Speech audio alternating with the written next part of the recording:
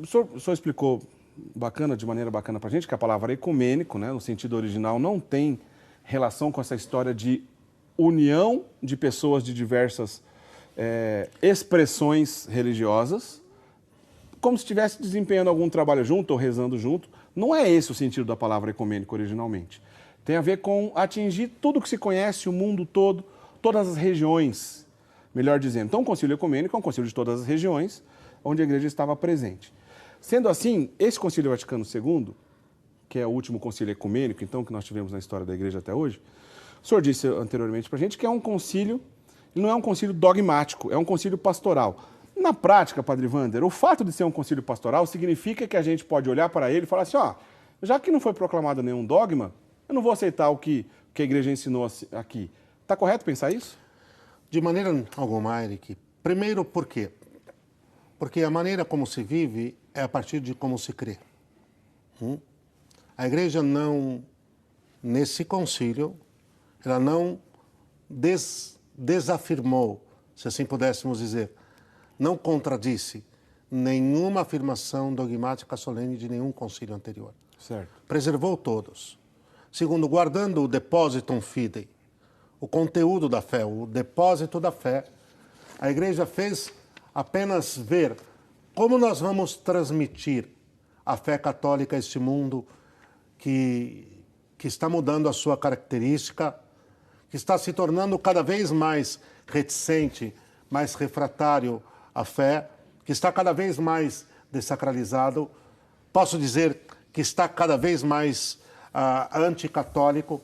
Como levarmos o Evangelho, como levarmos os sacramentos, como levarmos os mandamentos, como levarmos a redenção e a vida em Deus, a vida orante, dentro da qual os sacramentos estão no coração, no centro da vida orante, no centro da vida de oração, estão os sacramentos. Como levar isso de uma forma incisiva, forte, arrojada, com a força do Espírito Santo? Como vamos pôr a barca de Pedro no meio de um mar tão enfurecido e fazer com que ela avance com força, pescando, pescando, pescando, pescando, até levar ao porto seguro da salvação? Então ninguém está autorizado a desmerecer, nem desconsiderar. Por quê? Porque a igreja, como mãe e mestra, agora dizendo, vamos avançar por aqui. Conservado o conteúdo, conservado as nossas riquezas, conservado o tesouro da fé, o depósito da fé. Agora nós vamos transmiti-lo partindo para essas realidades e esses expedientes. Isso é para fazer ouvidos mocos? Ouvidos surdos? Atacar a maneira como a igreja quer ensinar agora a levar o evangelho e a redenção é atacar o próprio evangelho e a própria redenção. Eu posso fazer uma comparação super simples ali. Suponhamos que eu tenho o sangue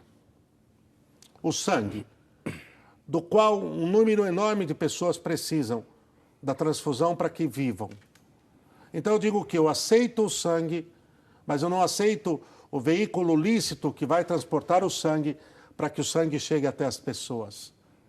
Qual efeito e qual sentido vai ter, então, eu aceitar o próprio sangue? Porque a verdade estava lá, imutável. Imutável, mas não, preservadíssima. Mas não aceita a maneira na qual o próprio Deus escolheu para que chegasse a verdade até a gente, né? Até a gente, que é o Concílio Vaticano II. A maneira como agora, nesse tempo, veja, é uma nova evangelização segundo aquilo que a própria igreja definiu, segundo uma metodologia nova, mas a verdade sempre antiga, perfeita e bela. Nova forma de transmissão, que não ataca e não dilui o conteúdo. Veja, eu posso levar esse mesmo sangue de barco, de carro ou de avião. Vai ser o mesmo, não? Claro, claro. Agora, qual dos três veículos vai ser necessário para que alcance o fim ao qual eu pretendo? Que é chegar a todos, sem diluir em nada o conteúdo da fé. Me mostrem, Eric, eu desafio quem está nos assistindo nesse momento. Me mostrem uma única violação do Depositum Fidei, do depósito da fé que o Concílio Vaticano II fez.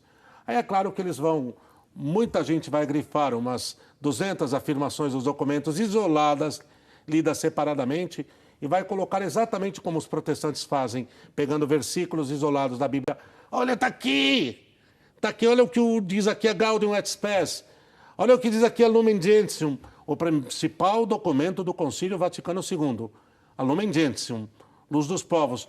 Olha o que diz aqui a Sacrosanctum Concilium, a Optatum Totius sobre... Não, vamos ler no todo. Católico, catá olohom, segundo o todo. Não vem isolar e querer pegar uma frase desconectada do mundo onde ela está posta ali e querer interpretar o todo a partir dessa frase isolada, que não vai conseguir, não. Bom, é claro que o senhor já disse aqui em outra oportunidade, mas essa fala do senhor também já ressalta isso. O senhor percebe, de maneira geral, assim, muita gente que atribui falas ao concílio que, na verdade, ele não disse? O que eu aprendi, Eric? Aprendi de sacerdotes bons, hein? Zelosos, com os quais convivi e convívio. Aquilo que é fato. Uma coisa é o que o Vaticano II disse e que ainda não se descobriu. Queria me deter um pouquinho mais nisso, Eric. O que o Vaticano II disse? Até hoje, nós ainda não mergulhamos no que o Concílio Vaticano II disse para valer, que foi o grande esforço de um homem que era o cardeal Joseph Ratzinger, que pegou um pós-concílio, já que estamos nos concílios ecumênicos, hein? O que acontece é que, me permite, no ano de 1972, o bem-aventurado Paulo VI fez uma alocução desde a Rádio Vaticana para todo mundo. Era o ano de 1972. E nesta locução, que ele chamou, é importante. Eu estou dizendo isso, Eric, os nossos amigos em casa já vão entender, porque vai dar uma compreensão única ao que nós estamos aqui tematizando, problematizando. Então, em 72, o bem-aventurado Paulo VI faz uma locução desde a Rádio Vaticano II, desde a Rádio Vaticana, certo, chamada Sede Libero nos Amalo. Sede libera nos amalo, mas livrai-nos do mal. Onde ele coloca que depois do Vaticano II se esperava uma primavera, uma verdadeira primavera, mas ao contrário disso veio só tempestade. Isso joga contra o segundo Vaticano II? De maneira nenhuma. O que Paulo VI estava querendo dizer é que não estávamos conseguindo mergulhar dentro do que o concílio ensinou e levar isso para frente, colocar isso em prática. Joseph Ratzinger fez um grande empenho com São João Paulo II e depois, como Bento XVI, para que mergulhássemos. Está começando a florescer a compreensão do concílio.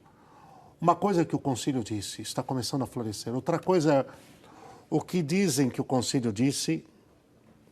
Outra coisa é o que dizem que o concílio dizem. 2. E 3, Eric, outra coisa é o que dizem do concílio. Aí o que dizem do concílio... A coisa vai longe. Vai longe, meu Deus do céu. Então, uma coisa é o que o concílio... O que o concílio disse?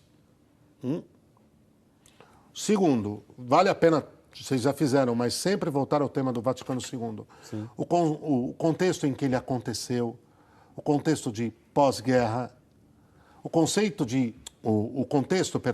de Guerra Fria, das duas, o mundo dividido em dois grandes blocos, sim, né? Os países socialistas, por detrás da cortina de ferro, liderados pela União Soviética, naquilo que eles chamaram de Pacto de Varsóvia, e o outro grande bloco, o bloco das nações do Atlântico Norte, o mundo do europeu desenvolvido, mais os Estados Unidos, ok? Outra coisa era isso, um mundo com uma profunda dor e uma profunda chaga ainda deixada pelo ódio do pós-guerra, com muita miséria, com muita fome, com uma devastação já moral em curso, espiritual em curso, severa. E o Concílio Vaticano vem aí. Como é que nós vamos levar a redenção a esse mundo? Dá para entender, Eric? Quer dizer, a grande pergunta que o Concílio quer responder. Como fazer a redenção chegar a esse mundo? Aí alguém vai me dizer assim, desculpa, mas eu estou inflamado, Eric. Não, vai lá. Alguém vai me dizer assim, mas como? Não precisa se perguntar como levar a redenção a esse mundo. É joelho no chão e penitência? Claro que sim. E a vida dos santos, e sempre foi isso. Mas o que a igreja estava falando como mãe e mestra que é como ser mãe e mestra da humanidade neste momento. Como vamos fazer? De uma forma muito simples e muito objetiva. E aí outra coisa é o que dizem que o Concílio Vaticano diz, e o erro está todo aqui. Eric, eu fiz teologia, e fiz uma teologia lamentável, onde eu estudei, que tive que correr atrás. Porque uma grande parte, e uma enorme parte daquilo que se ensinou, não era o que a igreja ensina. E sempre se usava o rótulo, o Concílio Vaticano II disse. E aí um dia eu perguntei, o senhor pode me mostrar onde é que está no Concílio Vaticano II? Onde é que está nos documentos do Concílio Vaticano II isso que o senhor está dizendo? E qual foi, obviamente, qual foi a conclusão? Não estava lá. Não estava lá. E fora os grandes resgates que o concílio fez, não? Nesse ponto, da tradição. Muitas pessoas também, de maneira correta, que entendem um pouco mais essa discussão, essa distorção relacionada ao Concílio Vaticano II, admitem e apontam esses resgates, né, que o Concílio Vaticano II fez. O senhor poderia dar alguns exemplos para a gente? Claro. Eric, a primeira verdade que nós temos que trazer aqui é que o concílio buscou resgatar as raízes da igreja. Certo. Num certo sentido, os primeiros séculos. Principalmente os 3 primeiros séculos. Podemos dizer, sem medo de errar, que não há dúvida alguma que, sob um certo ponto de vista do testemunho da fecundidade espiritual, o século II da igreja foi vulcânico. Foi vulcânico, está tudo lá.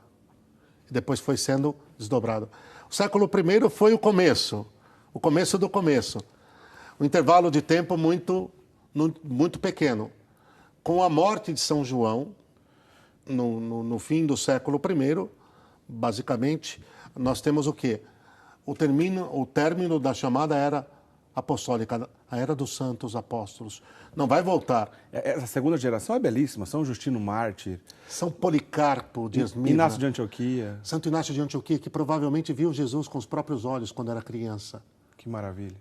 Esteve em Jerusalém, viu Jesus com os próprios olhos. Esteve em Jerusalém não por ser cristão, porque ainda não existia, ok? Mas se acredita que pela família, por negócios da família, esteve e tenha se encontrado com Jesus. Ponto. O século II foi de uma riqueza extraordinária. Santo Irineu de Lyon, logo na sequência, e aí, quer dizer, um tesouro. Os discípulos de São João, São Policarpo, Santo Inácio de Antioquia, o próprio Santo Irineu, que foi discípulo de São Policarpo. Então, o Vaticano II resgatou, Eric, primeiro, a catequese mistagógica em cima dos mistérios. São Cirilo de Alexandria? São Cirilo de Alexandria, né? Então, a catequese mistagógica. A catequese a partir dos mistérios. Os mistérios da fé, o mistério da encarnação, o mistério da redenção, as próprias parábolas, as grandes parábolas do Evangelho. Segundo, o Vaticano II vai resgatar, não podemos dizer que não, uma fome e um desejo de se aprofundar nas Escrituras e dos estudos bíblicos de uma forma belíssima, belíssima, que já havia começado com Pio XII, não? Na Divino Aflante Espírito. O incentivo a um novo impulso nos estudos das Escrituras. A Bíblia não é só a Bíblia, nem existe. A Escritura não é o nosso único alicerce de fé. Ela não esgota a palavra de Deus. A palavra de Deus está na tradição e no magistério, tanto quanto está nas Escrituras. O tripé, né? O tripé, mas foi fundamental. Uma outra coisa que você poderia concordar comigo e até acrescenta, Eric, se assim achar o necessário, a renovação litúrgica, que era importante também. Veja, a belíssima e grandiosa liturgia de São Pio V, ninguém tem dúvida da sua beleza, mas que em algum momento também caiu, num certo sentido, num formalismo, não por culpa da liturgia, mas de como se viveu exterior, e que talvez naquele determinado momento uma nova evangelização exigia, sim, um novo ordo misse, em vernáculo, embora já a reforma de João 23 já permitia isso, não? Isso é quase que uma inocência pensar, né, Padre Wander, que alguns tipos de exageros e abusos que acontecem na liturgia atualmente, é quase que uma inocência pensar que só existe na nossa geração Isso aconteceu também em outras gerações e, portanto, antes do Concílio Vaticano II, infelizmente, também acontecia abuso litúrgico. Sem dúvida. Eric, coisas graves. Eu acho que assim, a coesão que a liturgia de Pio V deu, a liturgia da igreja, foi positiva? Foi. Porque assim, quando foi proclamado o rito de São Pio V, a coisa estava numa bagunça sem fim. Você ia em 10 paróquias distintas e via 10 liturgias distintas. Tá tudo bem. Foi um up, vou usar um termo um pouco moderno, de qualidade, de unidade foi. Sem dúvida. Mas já na reta final, no momento do Concílio Vaticano II, a própria maneira como se celebrava a liturgia de São Pio V já estava desgastada em muitos lugares. Isso se pode comprovar. Está na cara, é claro, é óbvio isso. Às vezes, meramente de forma exterior ritualística, desculpe, chutada. E o senhor bem disse, a culpa não era do rito antigo, que é Não, santo e belo, belo. e nem a culpa é do rito novo, que também é santo. Não, é isso. É isso, quer dizer, aí depois a pessoa pega alguns erros, alguns escabros que acontecem na liturgia de Paulo VI, a culpa é na liturgia de Paulo VI. Mas me pegue o missal e me vá nas rubricas e me mostre um único lugar onde as rubricas autorizam a fazer aquilo que está sendo feito. Mas, obviamente, não vão encontrar, né? Não tem A como. questão está aqui, é um pouco aquilo que eu aprendia de um sacerdote muito querido. Faz o que está em vermelho e reza o que está em preto. Ponto final. Ponto. Resolveu, Eric? Mas quem faz isso? Pois é. Ele dizia exatamente com essas palavras. Faz o que está em vermelho e lê o que está em preto. Claro que não é isso. É põe amor, põe fé, põe piedade, põe calor, derrama o coração ali. Agora, querer atribuir ao Concílio Vaticano II uma série de bagunças a posteriori é de uma forçosidade, de uma injustiça, é de uma falta de clareza e de honestidade diante da realidade que dói.